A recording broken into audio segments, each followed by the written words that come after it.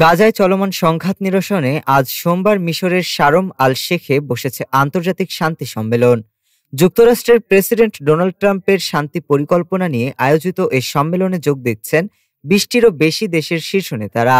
সম্মেলনের সহসভাপতিত্ব করছেন মিশরের president Abdel Fattah al Sisi ও প্রেসিডেন্ট ডোনাল্ড ট্রাম্প। তবে এই গুরুত্বপূর্ণ বৈঠকে ইসরায়েল ও হামাস দুপক্ষেরই কোনো প্রতিনিধি উপস্থিত থাকছেন না। যুক্তরাজ্যের প্রধানমন্ত্রী কিয়ার স্টারমার ইতিমধ্যে মিশরে পৌঁছেছেন।